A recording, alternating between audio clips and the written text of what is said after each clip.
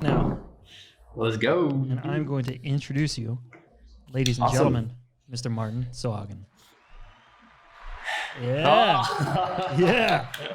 There's a whole stadium of people back here. Martin, how you doing, man? We had some troubles, but we're here. We made it. We are here. I am doing fine, man. Speaking to you live from Tulum, Mexico. From Mexico. How long have you been in Mexico now? So this is our second month. First international travel since the whole lockdown of the world. So, back to being a travel blogger / vlogger again. How crazy is that? Your first trip was a 2-month-long trip. Yeah, it is crazy because it's hard to really plan anything. So we just set out for Mexico. You get a 6-month visa upon entry. So it's easy to just, okay, we got 6 months. Let's just enjoy life. You just showed up, no connection at all, and they just hooked you up with a 6-month visa? Yeah, as a Norwegian, you get that privilege. For my fiance, Filipino, it's a little bit more difficult. You have to kind of apply in advance, and you need a certain amount of visas to get through. I have a feeling she's really good at jumping through those hoops, though. She's been doing this for a while. Yeah, she knows exactly which countries she can go to and what visas she needs. So all she had to do is obtain a Japan visa for some reason. No. When you have the Japan visa, you can get into Mexico. It's really weird. What? So you guys, did you fly via Japan? Yeah. Okay. That is impressive. Do you think that's different now than it was a year ago or 2 years ago now? Jesus. I don't know. It's been the same for her for a long time. And now we're looking to what we're dealing with now is that we can't leave Mexico because if she goes out, it's really hard to get back in. And our flight ticket is currently going back home from Mexico. So we're trying to figure out what to do, but it's such a beautiful place to be right now. They're super chill and we're pretty happy. Yeah. Not so bad. What are you guys doing? What's your daily routine look like down there? So we're trying to shoot as much vlogs as possible. Since we were stuck in the Philippines for over 1 year during the total lockdown, the first year, we started attracting a lot of, obviously Filipino audiences on our YouTube channels. Had a massive growth, like 60,000 followers on YouTube in 1 year, which I think is really crazy, really good. But the issue is the algorithm is not favoring you when you suddenly leave your market. So what we have to do now is we have to hustle a lot. We have to publish a lot of vlogs to even get close to the ad revenue that we had previously. Okay. So now it's quantity over, well, it's still quality. Right. But it is quantity over variation of content, maybe. Yeah. So obviously some people stick with you. There's we've experienced a massive drop. So I'd say what we're working on right now is staying positive and staying creative and making sure that we produce enough content and balancing it. Because if it's too much, you get burned out. And I've done that before and I don't want to do it again. Yeah, word. Is there some way to fix the microphone, by the way? Because every time it rubs against your shirt, I can hear it. Oh, shit. Okay, let me see. As always. Is it better now with the sound? Yeah, it's much better. All right, cool. Let's see. Sweet. All right. We can pick it back up from here. So, these power outages, is this normal for you guys down there, or is this something that's just started now? This is the second one we've experienced. It doesn't last for long, but this one was kind of intense because it happened at midnight last night. Okay. It was the craziest thing. No one's going to really believe it. We were watching Angels and Demons, an old film. Yeah. From 2005. And it's at the climax of the movie where the priest jumps into the helicopter and he's taking his nuclear bomb up in the air and it's counting down 3, 2, 1. And we were just power outage. On one. It was the craziest thing. And then we were just huh? What happened? And it took us at least 3-4 seconds to realize it's a power outage. It was just perfect timing towards the movie. You just expect somebody's fucking with you? Yeah, it was really weird. Then we slept. It's a very hot country, Mexico. So we had the door open the entire night. And brutal. It's hot, man. 12-hour power outage. But luckily now we're back. Brutal. Yeah. And what we've changed this year is previously when I was a travel blogger, it was always in between work when we were in Oslo, just going to a place for 1 week and trying to capture as much as possible and then just go home. That's not really a way to travel. So when we said, okay, we're going to do this full time, we decided to try to travel more slow. So we rent an Airbnb for 1 month, get a really good price, eat a lot in, you get back to routine, and you get to immerse yourself in the location you go to, which makes the vlog so much better too. Yeah. Yeah, there's a lot to that, right? You want that variation, you want that adventurous feeling, and without that, it's hard, I guess, to keep your audience. Yeah. How dramatic of a difference is it now versus where you were in March last year? If you're thinking about the just audience, engagements, audience. I mean, they're still there. I mean, it's just different. The difference is that we went from the Philippines to a new place. And a lot of people are, they subscribe because, they're living in the Philippines. So they were very interested in the Filipino content. But then you will always build your core audience bigger and bigger and bigger. Mm. But what I see now is that, okay, after 24 hours, if the video did well, it'll be like 10,000 views on it. If that was in the Philippines, it'll be like 30,000 views. Oh, really? So so it's like a whole different, and the video in the Philippines would just keep going. We had a lot of really good performing videos. So that's been different, It's like, my video is not that good. You have to tell yourself it's not because your video is not good. Yeah. It's just the algorithm is favoring, and that's hard, as a creator. When you're used to getting so many views, and all of a sudden you feel like, there's only 10,000 people watching the video, which is, I can imagine. In reality, a really good number. Hello. Who's in the background? Yeah, it's Ave. How's it going, Ave? Ave, she can't hear you because you're on the headset. Of course. Kyle says hi. Hello. You want to say hi? Hi. I look like... Yeah, okay. She's just woken up. The ever beautiful, ever popular Ava.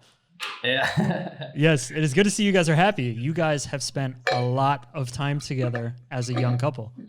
Yeah, that's true. From being a long distance relationship to just being together every day for the last 1.5 years. How's that dynamic been? Yeah, it's good. It's good. Of course, you learn a lot about each other, but I think since we had a strong friendship before we ever started getting together, it wasn't like I was going to learn so many new things about her. No. Because in a friendship, you're so open to each other and you don't try to hide anything. So it was good that we had the 1-year friendship before we started dating. That helps. Yeah. That helps. Yeah, it does. In a way, I can imagine that it's a little bit strange having her as like a coworker almost, right? Because you feature so heavily in each other's content. Exactly. That's very true. And how does that dynamic work? Pose some challenges. So what we decided to do, which was really great for us as a couple, is before we would always compete about the scene. So if we went to a location, we would both be filming everything. So every time I'm filming her to engage in my vlog, she's there with a camera, and the other way around. What we did is that we started to give each other days. So now it's like, this is your vlog, and I'll just be in the vlog, and I'll always be 100% present. I won't be thinking about what to film. That's her job. And next day, it's the other way around. And the audience then, since we have pretty much the same audience in a big chunk, they feel like they can follow a journey, all the way. It's not like, I've just seen Ave's vlog and I know it's going to be the same in Martin's. So we experienced that doing it this way, the average views and everything just works a lot better. Because does it get competitive? When I'm not really it gets competitive too. Actually, you're right. Who wants the fun stuff? But you guys are always doing fun stuff. And we try as much as we can. But now it's like, that's a really cool vlog. Well, if you're going to get that, then I want to get the next good one. Okay, so you guys have these dialogues. You have like a negotiation. Yeah, 100%. 100%. That's pretty impressive.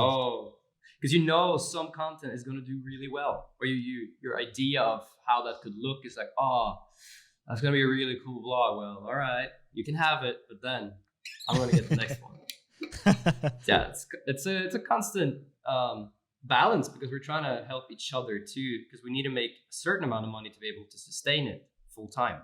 Oh yeah, Of course. And as an adult, you need to make more than just a sustainable amount of money. It has to become growth at some point. It has to. You're right. You're 100% right. Which we're working on. Does it feel like growth yet? You know, it was starting to feel really good before this freaking, can I say the word pandemic happened? I don't know if we will be demonetized for that. No words are off limit. I'm not making money anyway, so it's fine. All right. Before the whole lockdown of the world happened, it was like, that's why I decided to do it full time, because didn't make sense anymore to just work a normal job. Yeah. But then when the pandemic happened, it was like, a lot of marketing budgets got cut across the board. I think it was only until recently where I'm starting to get emails back in the inbox. And luckily, we haven't just been sitting around. We've been working extremely hard for the last 1.5 years to grow all the platforms, not just YouTube. Facebook now, I have 50,000 followers there. So, we're trying to level the plane. Mm-hmm. And been trying TikTok, not that easy. Trying. That's the new hotness, man. That's the one. Yeah, it is. It's really crazy. I haven't tried it. How does your style fit into TikTok? Like, have you found a way yet, or is he still experimenting? No, I did find a way, but what I found is that since it's not sustainable in any way right now, so it's not like I can just make a video there in 5 minutes and just post it, because I'm still lost in this universe where I have to feel good about publishing something there. Yeah. So I was like spending 2 hours editing a 1 minute TikTok video on my phone, trying to do stuff. No. And it did really well. Like, some of those videos got 100,000 views. Yeah. But when you have less than 5,000 followers, you get 100,000 views. It's crazy. So I think if I could kept going with it. But the whole thing I figured out there is that people need story. Okay. If you just post a video without any sound where you're talking, or anything where you're giving some value-based content, you're gonna be like, you're just bragging about your life. Okay. So they want to be sort of invested in wherever the film is going. Yeah, and they want to feel like, this is giving me value. Like, TikTok is all about value, or you have to be the dancer. So, I met. You don't want to be the dancer? No, I don't want to be the dancer at all. That's not me. Not your style. I can't really dance. No. But no, TikTok is really cool, and I've seen some people, they grow 10,000 followers in a day, and that scene is now emerging on Instagram Reels. Crazy. Really? People crazy. You can need to jump on the Instagram Reel. So they're coming back to Instagram Reels. Yeah, basically what Instagram did is copy the entire TikTok model, put it on Instagram. Yeah. And for the first couple of months, people would just like recycling their content from TikTok. You'd always see, it's Instagram Reel, but it would say TikTok logo in the bottom. But now people are like, it's been around enough that people are trying to grow there as well. Okay. We have a couple of friends in our sphere, and then they're getting 1 million views on some videos. What? On Instagram? Yeah. Yeah. And then a friend of ours got 20,000 followers on Instagram overnight. In one night? In one night. And you haven't heard of that on Instagram. What did they do? Dead. They just post content like how to travel the world, for example. That's like the headline, and it's a 20-second video about how you can travel the world. So it's information-based, value-based content all the way. Was there one piece of content that sort of unlocked it for them? Usually, and any content related to money, how expensive it is to travel the world. It's always like, keep doing your niche, but give value in it. Basically, like a long YouTube format into 20 seconds. Bang, bang, bang, bang. That's not easy. And I see this with myself now. I'm not even looking at people's regular feeds anymore. It's like, it goes straight to their real feed, because then it's like a whole new universe of them just, sharing information with you. Okay. So I need to get on Reels. Super interesting. We can have a separate meeting about that. Yeah, I need to learn. I'm bad at it. But we've skipped a lot of steps here. A lot of people don't know that we've known each other for many years. That's true. I say a lot of people don't know that. There's probably like 5 or 6 people watching this at the moment. All 5 or 6 of those people might not know. But we both started in the ski industry, correct? Yes, that is correct. Skiing. What was skiing for you? What did that unlock for you? Freestyle skiing. Oh, good question. What it unlocked? I think first of all, it unlocked the confidence that I needed to be like, I can do my own thing, because it's not a team sport necessarily. I mean, it's very based on who you are individually, how much you as an individual push yourself to, unlock new skill sets, tricks. But yeah, it was so awesome. So it unlocked travel, and it unlocked the ability to deal with companies asking for sponsorships and deals, and so that whole thing, which I've used so much later in my life. Yeah. What was the overflow? Where did you turn skiing into photography or filming? I think it kind of, like at the very end of my skiing career, we're shooting a lot of edits all the time, and I was starting to feel like, okay, I can't really progress anymore with my skiing skills necessarily. It was like, to make this edit sicker and to get more people's attention on it, we have to get better at the editing part. Okay. So I feel like that's what I started to do, and I just got immersed into interesting content. So did you start editing before you started filming, or were you holding a camera during some of the shoots?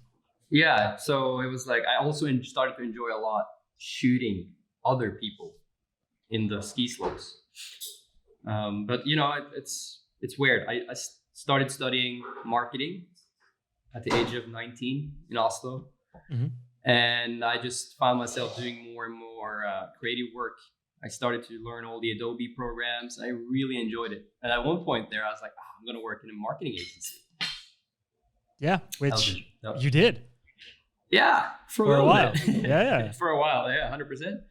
Which was DMP. How did your filming go from ski focus to more commercial focus? Good question. So, I did my bachelor degree in Hawaii, and that's when I started the YouTube thing. I started YouTube in Hawaii because I was like, I'm in the coolest place in the world. This is a unique opportunity to get some audiences watching. Maybe if people are not interested in this, then what will they be interested in? And as I was doing more and more YouTube, it's all about getting whatever it is you're doing in marketing. It's all about getting your product or yourself in front of other people. And some of those people are going to be the people that are making the decisions, which is what happened.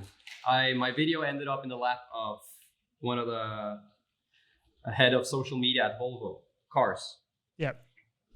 And then they were asking me, hey, can you come to New Zealand with us? We want you to shoot a film for Volvo. So badass. It was super sick. What a start. It started, the one thing that I did before that was we went on a cross-country road trip from New York to Los Angeles in an ice cream truck with Daniel Wellington watches. I remember that. Was a super sick. That was a sick thing. And I think that led to Volvo reaching out. It's all like stepping stones all the way. Yeah. And it feels, when you talk about it now, it feels like it was such a fast process, but these things took a lot longer than it sounds. Oh, yeah. Yeah, that's like years of YouTubing. And I was so frustrated because I wasn't attracting a lot of people either. It was just like, I hit 1,000 people watching my videos and it just stayed there, like stagnant. But I just kept going because I enjoyed it so much. And do you feel like in that point where you stagnated to where you started to grow again, what do you think changed in you? Like what could you offer viewers that you weren't being able to offer when you started stagnating? Oh, yeah, amazing. I wish I would have known, like the exact same thing I talked to you about earlier in this episode about value-based content. Give value all the way. Because what I was doing in Hawaii was like, hey, my name is Martin. Welcome to this video blog. Today, you're going to watch my day. Yeah. And then I just went along and I went on these hikes, but I never told people, oh, this is what it costs to get in on the hike. This is where you have to go if you want to do this hike.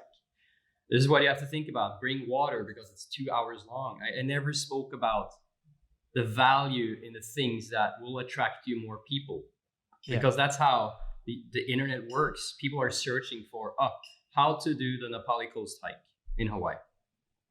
And your video is not going to show up unless it has a lot of value and you're, key tagging it correctly and all of that. So the moment when I started to understand that, we need to do value-based YouTube videos. And I can dribble my personality in there, but it's all about attaching yourself to, giving people value all the way. Yeah. That's when it changed. That's when I started growing again. So it's like rewiring your brain a little bit. So you always sort of tried to incorporate adventure into your commercial filming, your more marketing focused films.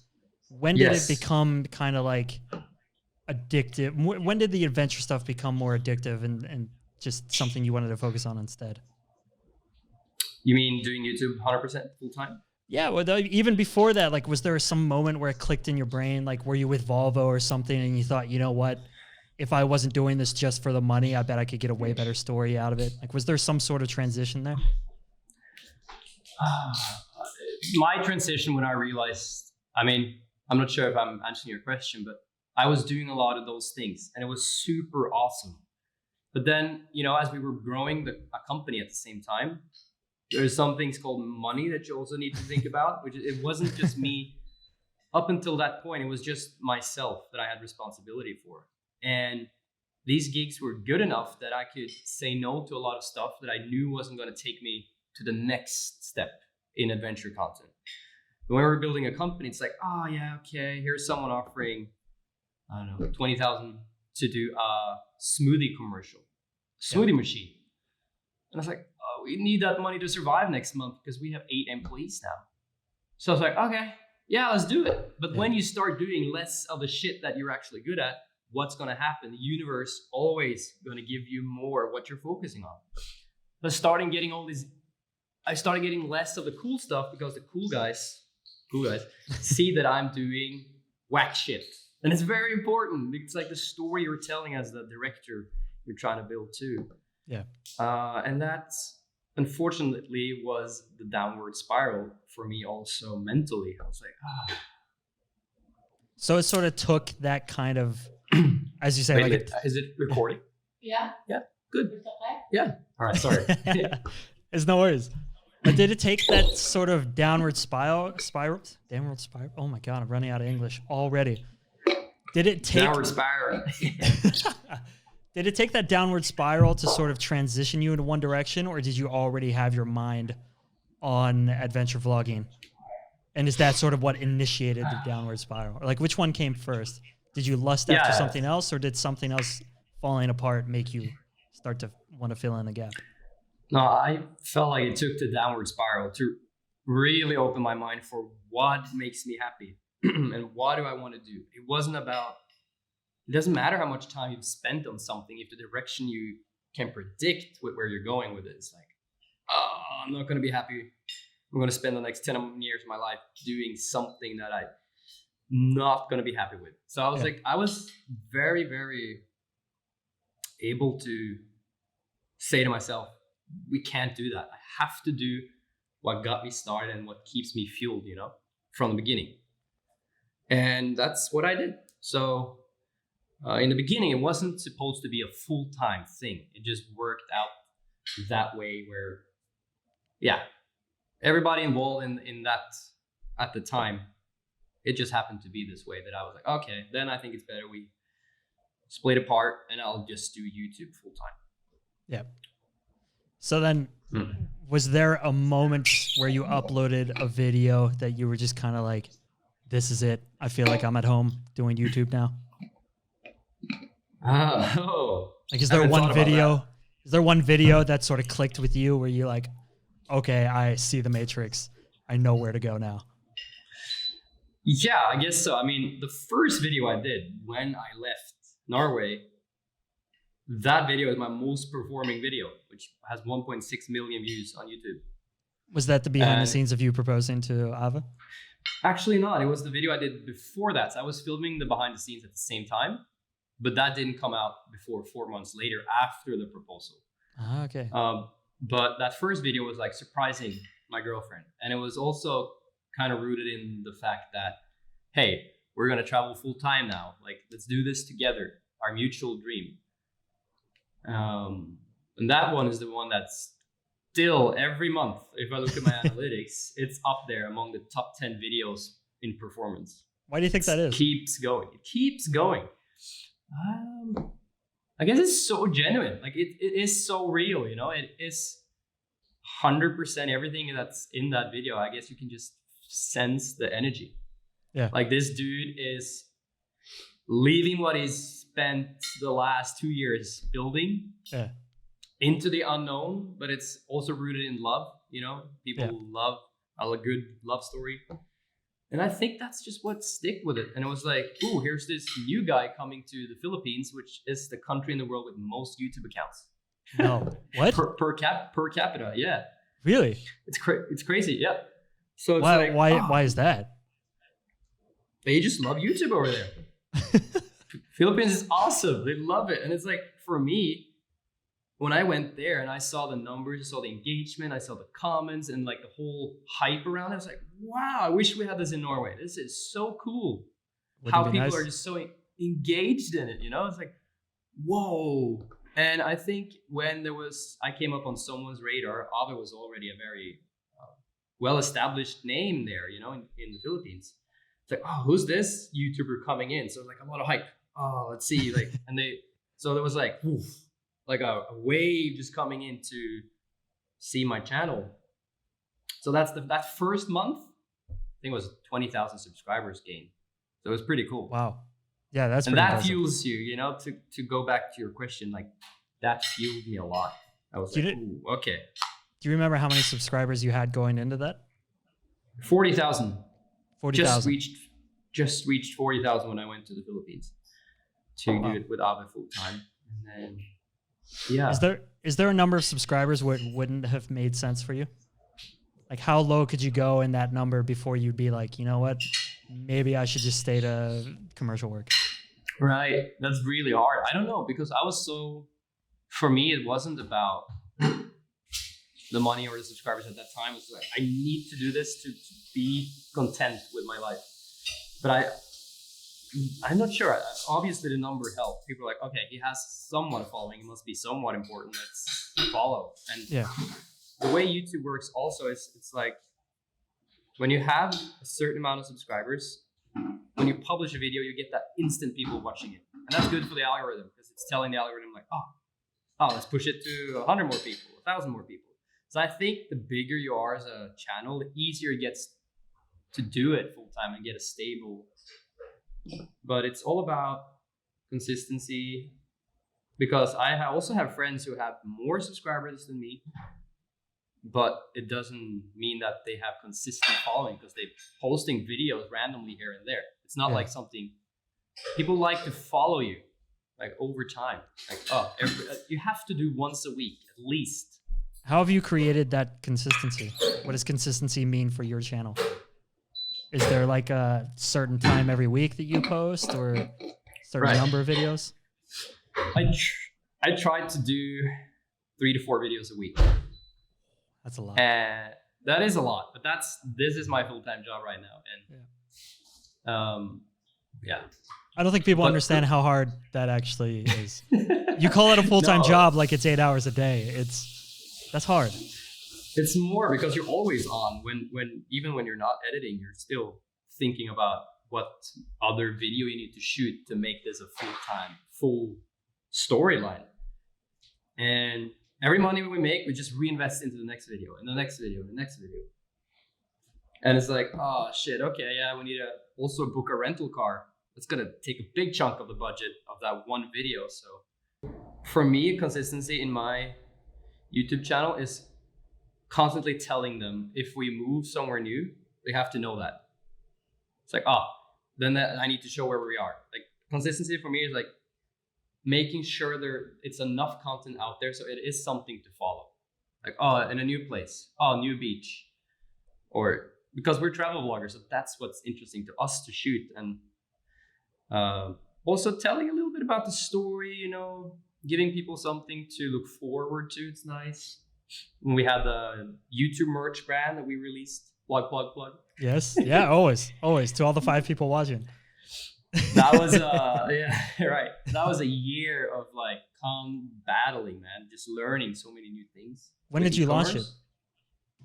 We launched it in February. Did it feel risky launching it now? It did, and unfortunately, it did end up getting so delayed even after the launch. So we thought we're gonna release this 3 months after. We thought I was gonna release it in July last year, and then we had to open a business in the United States to be able to pull this through, which took months longer than what it was supposed to take. And then the factory where we produced this in Manila got flooded. Oh no. And then they produced 100 t-shirts in the wrong fabric. Oh no. And then now when everything was done, we're just about to ship it off to our centralized warehouse location. From there, we're going to do international shipping. Manila got into a second lockdown or third lockdown at this point. Heavy. And FedEx can't get to our packages to take it there. And people have pre-ordered this in the belief that they were going to be shipped around April and May. So yesterday I had to write this long email and apologize to everyone because it sucks that maybe it's going to take another month. Heavy. But every day is like a wall and you just have to overcome it. You're creating scarcity. Scarcity is good, right? You're a marketing dude. Yeah, I guess so. Scarcity in the marketplace. It means exclusivity. This is could only be a good thing. But it's been so cool, man. Like it's everybody's dream to do a t-shirt brand somehow. I was like, it would be cool if people wanted to buy a print that I made or something. So we're almost there. And I know that once people actually start getting it, because we've spent so much time on the quality and the design of these t-shirts, the way it feels on you, they're going to be happy eventually. It's not going to be like, this is just another t-shirt. No, the good stuff. Okay. How's the design process been going? It's kind of a weird route you took to become a clothing designer, but you ended up here. Yeah, so there's a quote that says you can do everything. No, you can do anything, but not everything. Okay. And that's very important to remember because I'm the type of guy that wants to do everything. Like I need to be the designer, I need to be the editor, I need to be the filmer because I hate giving away responsibility because it never kind of comes back the way I imagined it. Yeah. But with this, it's like as the design process, it's like, okay, slow down because someone's gonna have to do it for me. I can't design. But what we've done is we found all this inspiration from all over the web, Instagram, Pinterest. And we're like, we like this element, but I think if we combine it with this, we actually went through 7 rounds back and forth with the designer before I could say like, that's the one. That's what it's going to look like. What did you supply? Like, what did you hand over to the designer? Was it like notes on what you wanted? Like, what was the initial communication? Yeah, we had one meeting where we just talked about it. And there was a Pinterest board. Like, look at this. And I wanted her to kind of give me, we were only going to end up with 5 prints, I think, but I wanted to get 10 ideas of what we can move with here. And yeah, I was making, let's say 4 Pinterest different designs. And I want that element mixed with this. I had this vision that I wanted to do one print, which has a Super 8 camera on the back. Yeah. I don't know if you've seen that shirt. I've been wearing it a lot. Yeah, I've seen it. Yeah. That Super 8 camera, then it was just an idea in my head. Then I have to find an image that can, show what that looks like. And I would, for example, Photoshop that into a circle and be like, something like this. And that's the process with every design. So it's like, took 7 because maybe she made the X too big or, there's just always something. It's hard. And I imagine in between communications as well, your sort of mind tends to, it evolves beyond the original idea. So I wonder how much in your own mind the original idea changes over time. Oh yeah, that's that's true. It changes a lot. And then she came up with some stuff that wasn't something we'd put down at all. Mm-hmm. So it's like, wow, this is cool. This is really cool. They changed a lot, and it's super fun to be part of that process. But I wish, like, in a perfect world, you want to be sitting next to the designer at all times. Yes. Because these 7 rounds comes out of doing it over the internet like this. We weren't able to, because of what was going down in the world, we weren't able to sit next to each other when the city is locked down and the restaurants are down. So obviously things took a little bit longer. It'd be nice to be doing this face to face as well. Right. I feel like these vlogs lose something when there's, I mean, I can tell there's like a half a second delay between you and I as well. But exactly, it's all we got. So we got, brother. Is there like, what's the hardest part? I'm gonna go back to travel vlogs now. What's the hardest part in between when you finish an edit and when you start filming the next one? Because I guess from the point of view of the viewer, you see the moment when you're done. You sort of assume that it's edited. You don't know exactly how much effort that takes, but it takes effort. But what goes on in between those moments when you're not doing the creative stuff? Yeah. So, for us, it's like we wanted to find a balance between creating as much as possible and living a normal life on the side. So it's like, in between all of that, it also, we're cooking dinner, doing regular shit, bringing the laundry out. It's like we have a life, and I'm trying to work out a lot. The pandemic hit me pretty hard. I'm trying to lose some weight, so it's like, it's just, I think normal life goes on in between there for me. How much weight are you trying to lose? At least 5 kilos. I need to get up 5. Drop 5 kilos? I want to drop 5, but obviously I want to get back to my glory days. Yeah, I'm doing the same. Yeah. I'm going through the same thing now. All the gyms have been closed, so all I have are push-ups and pull-ups. I have saved some videos. There's standing workouts. I have like a playlist on YouTube. Yeah. But that's working. So doing my best. Eat less and move more. That's it. Yeah, exactly. Eat less. That's my biggest thing. I have a weird ability to lose weight. I don't know how I gained it, but I'm like, I get competitive with myself. I don't like seeing the fatter version of me beat the skinnier version of me. Skinny. I don't want to say skinnier. I want to say like healthier. Right. So for me, it's like I lost 2.5 kilos since Monday, for example. Oh, amazing. So it's I just stop eating and go. It's not healthy at all, but I know it works. I know it works too. I'm trying to just eat less. 80% full. That's my thing. 80% full. There you go. Instead of because it's so easy to always eat yourself 100% full. But if you're focused on, I'm only going to eat until I feel 80% full. Do that for a month, and it's going to do something for you. Yes, you have to trust in the process. Just like YouTube, consistency. Consistency is everything. Exactly. But I sort of got us on a tangent there. I want to go back to the stuff that happens in between. How much time is spent on finding activities, locations, negotiating? How much time do you use on those kinds of things? Yeah, a lot of time. And it's like when you come to a new place, so it's easier to move every month to a new place than it is to, for example, when we were in the Philippines, we got stuck in one place for 7 months. That's a way bigger challenge. Because then it's like, you've done the 10 vlogs. You can do 10 vlogs in a place. The first vlog is like, seeing the place for the first time. Every experience is genuine. And then the second one is like, okay, show the place you live. And the third one could be, what's the restaurants? But the more vlogs you create, the less or the more creative you need to be to figure out what can be done in this place that hasn't been done before, that feels interesting to me to film. And that will also, again, give some value to people. Mm-hmm. So when you're in one place for longer than a month, that means because I try to do 3 videos per week. Yeah.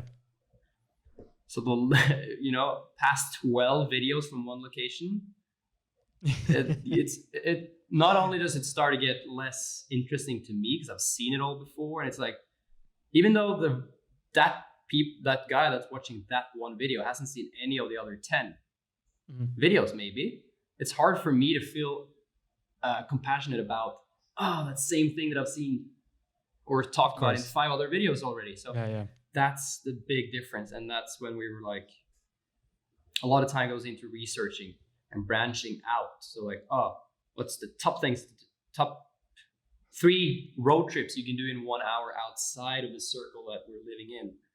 We can leave the home base like you would in Oslo, right? Yeah. If you drive 2 hours any location, you can do a lot of stuff. Oh yeah, and it doesn't look recognizable. Yeah, doesn't look at all like where you live. But yeah, we're constantly looking for where do we want to go next. How do you decide that? Good question. I guess we look at the locations together, and we try to obviously see like all of these things that I just talked about. Okay, let's say we want to go to the new town. Is it a town that we really want to visit? And we don't really go into, some people like to go on YouTube and see, is there a lot of competition? Have other vloggers been to that town? Really? Yeah. I've never thought about that. No, people base their whole travels on if others have done it before, because they know and how many people are searching for it every month. That's a strategy to do, but that's not really, we try not to do that because that can really hurt you in a lot of ways. Because it's like, it's a beautiful city and you're not going to go there because people done videos about it. Yeah, it seems a bit insecure, right? It seems like, I don't know what to compare it to, but it's looking for oversaturated markets and staying away. Like, why wouldn't you trust your own ability to tell a unique story? You're right. Very, very exactly. But trust me, if I wanted to optimize, not necessarily growth, but I guess income from my channel, I would have to do that model 100%. Yeah. Because that's how travel bloggers do it too. They only write about stuff where they can compete on Google searches. Okay. It doesn't make sense to write a blog about something you can't compete for, right? But like you say, on YouTube, it's a little bit different because if you have the ability to do something that no one really did in that city before or talk about it in such a cool way, you have a chance that your video can rank up. Yeah. Or if you already have the follower base, then maybe your uniqueness sort of comes with it just naturally. Exactly. So that's how YouTube is different. But it's all these things that we look at. We obviously have to go and see what is this place all about. And then I feel like wherever we go, we always leave a couple of videos there that we're like really proud of. And that feels good. That's good. Yeah. It should be. I mean, you should be selfish about that, right? It's this isn't an entirely selfless act. You're not making videos to appease your followers. You're making videos that you're proud of and your followers share in that sense of pride. Exactly. So number one should be making yourself happy. Yeah. I agree. Once you found a place like where you're at in Mexico now, once you found a place like that, step one, I guess, is sort of fall in love with the idea of going there. But what's step two? Yeah. Researching. What's the things that you just have to do while you're here? So I think you approached that from a tourist perspective. If I wasn't vlogging, what would I want to experience in that place before I leave? You don't want to come home from Paris and people tell you about an Eiffel Tower that you didn't see. It's like, huh? You have to know about what can you do in the area. And then you make this sort of list. At least I do. It's like, I want to see here in Mexico, on this part of Mexico, it's all about cenotes, the holes with water that you can free dive in. Dude, insane. It looks wild. It looks wild. It's insane, bro. And here in the area, there's 6,000 of them. You could be doing cenote vlogs for the rest of your life. You wouldn't manage to do them all. So, but we made a list of like, okay, these are the top 10 we really want to feature in our videos and experience ourselves, because you have to, first of all, be willing to experience it yourself. You want to see it. And but then, you run into things that you didn't know was going to be a problem. For example, renting a scooter here was so different than what I was used to in the Philippines after being there for a year. What's different? Yeah, it was, you have to leave the passport with the rental guy. And in the Philippines, you just show up, you say, I want to rent the scooter, sign a paper, and you're on the way. So I had. There's a lot of problems that could come from not having a passport in the country that you're in, especially a place like Mexico. It is. So I was a little bit worried, like I'm going to leave this with this dude on the street that I don't even know. He's going to keep my passport as collateral. That's insane. That's right. I mean, your passport is worth a lot to you now, way more so than a scooter. That is very unfair collateral. I 100% agree. But That's people insane. hear it as normal, and then I wasn't aware that our hotel was located so far away. So like that became part of the video, finding the freaking scooter rental and everything that goes with it. You know, a simple thing can turn into 5 minutes of video because you have so much to talk about it. Yeah. And that's also really cool, like unexpected things. So that's why I have this small camera, because it's like I can keep it around me and I can just pick it up and vlog. Happens right here and then. What camera is it? I wish it was a Sony for you, but it's No, not. what is it? I'm just curious. Canon D7X. Badass. Yes. And I've had, obviously it's a shitty condition, but it's working. It should be in shitty condition. People don't understand. And it has to flip the screen. These things are tools. They're the tools of our trade. If we were mechanics, these are our hammers. They're meant to be used. Yeah, 100. It's so true. But that's I'm constantly battling with myself, Kyle, because coming from, I've shot some commercials, I've shot some TV commercials, and then I love quality. Yeah, love quality, but with vlogging and with the lifestyle that we have, you can't always wear the big camera. No. For quality purposes, because you need to be able to, if I see something, I can flick that thing up in 1 second and it's recording. Yeah. That's how But they're getting so good now. These little cameras, it's hard to tell now. Yeah, true. So like this, if I had to ask you to guess what I'm filming on right now, would you be able to guess?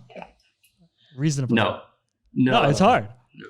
Yeah, it's hard. It's deceiving. It could be a phone. You're absolutely right. Could be a tiny camera.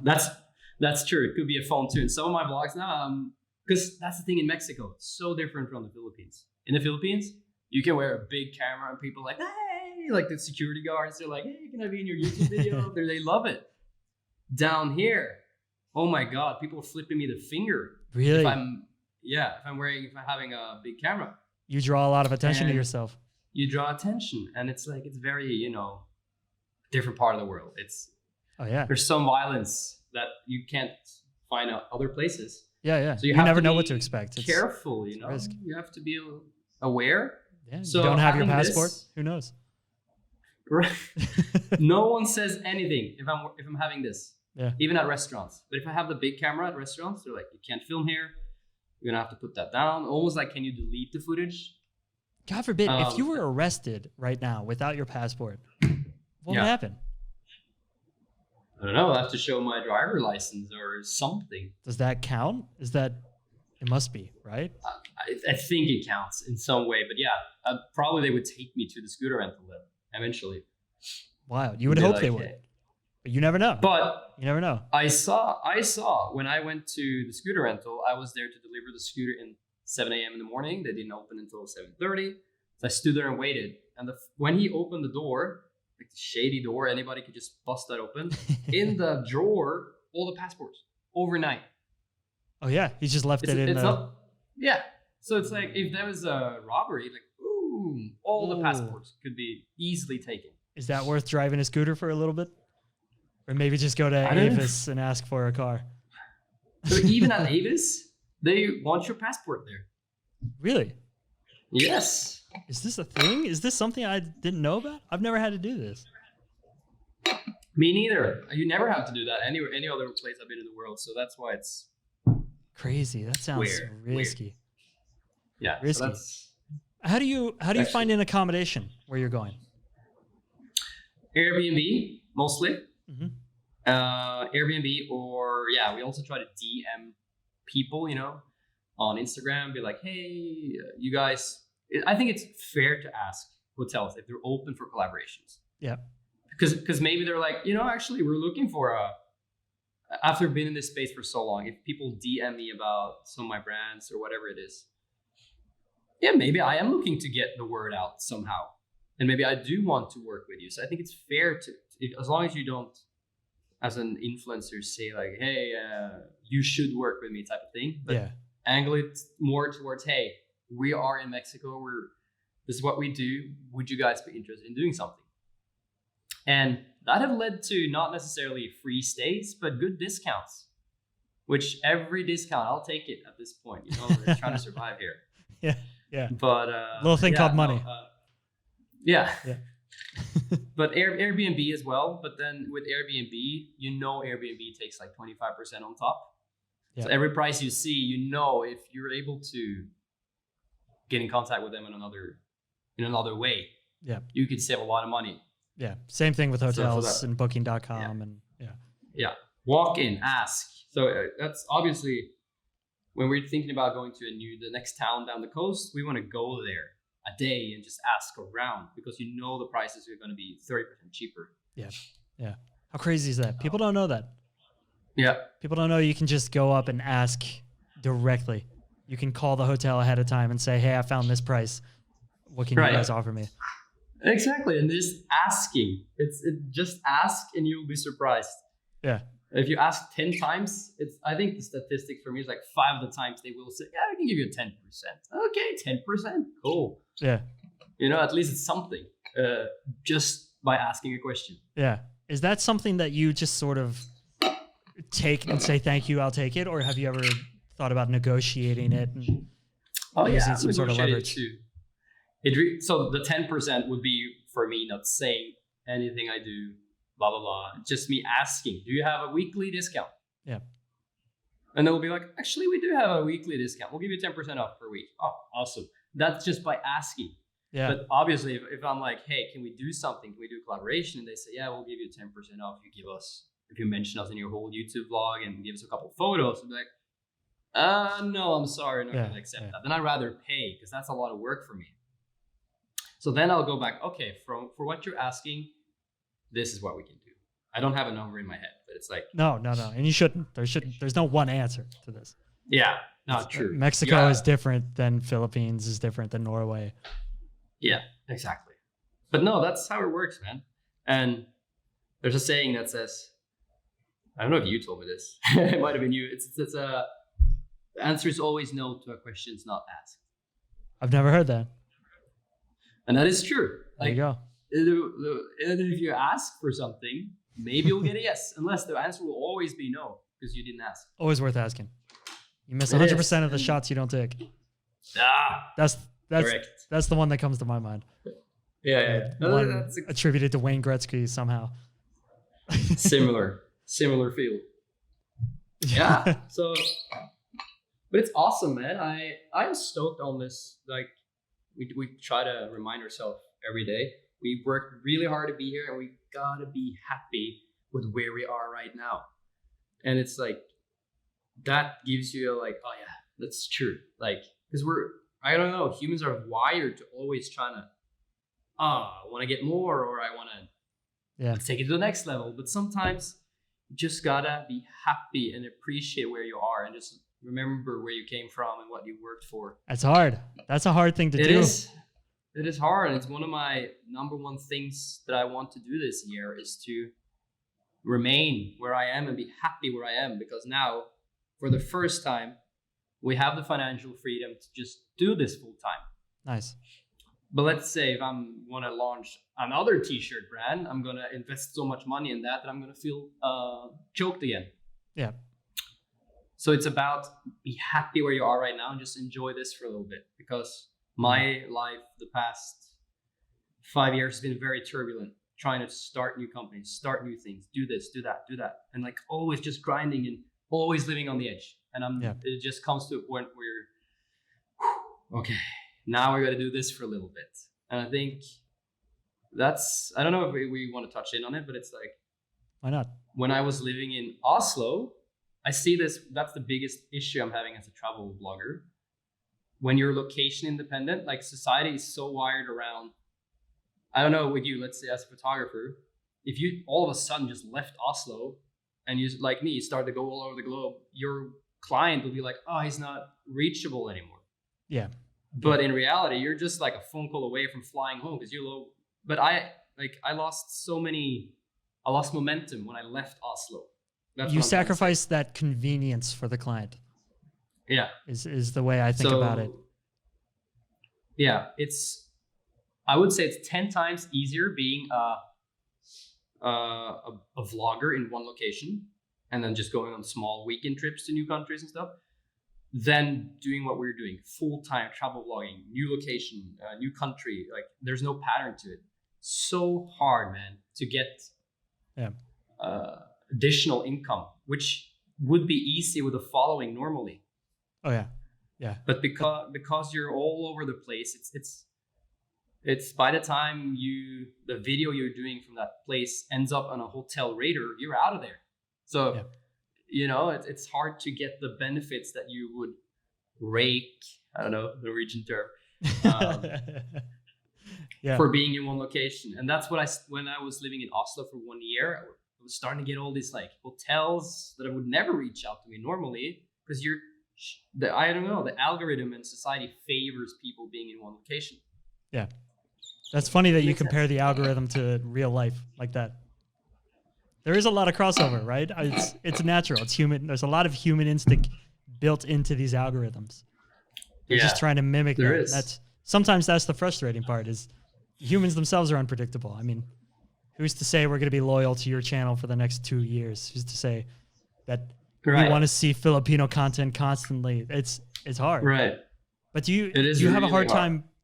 Like, do you have a hard time following trends on YouTube? Do you try to follow trends, or do you just do your own thing and assume it's going to work out? Yeah, to some extent. I mean, I do have times where I will just spend 5 minutes on the home screen just to see, I think it's very important. Part of being successful at whatever business you do is monitoring your space. What goes on? What are other people in your niche doing? It's important to see it, because that allows you to understand what's working for them. Like this video they did just got 100,000 views. Why? And you start seeing nerves that people are, that's interesting to my niche, my audience, because I know my people are watching the same space. Yeah. So, but I would say we do a lot of, let's just do it. Let's not care if everybody else is doing that. Yeah. We don't want to do what everybody else is doing also. So it's like, and it comes to, I felt a little while back, I felt very much influenced about what other people were doing in my space when I was living in the Philippines. It's like, I don't really like the way I'm doing my thumbnails, but everybody else is doing it that way. Yeah. And I just felt like I had to do it as well, because that was niche or the norm in that space. But when we went to Mexico, I was like, clean slate, nice. Do it my way. It's not going to matter anymore.